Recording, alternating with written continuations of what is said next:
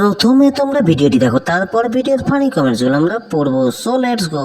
যত ঠেলে বিঠে বাপে আমার বিহা দিয়ে ভাঙলো মাথায় বেটা তুই যত ঠেলে বিঠেল, বেটা তুই যত ঠেলে বিঠেল, সোনা তুই যত ঠেলে বিঠেল, সোনা তুই যত ঠেলে বিঠেল।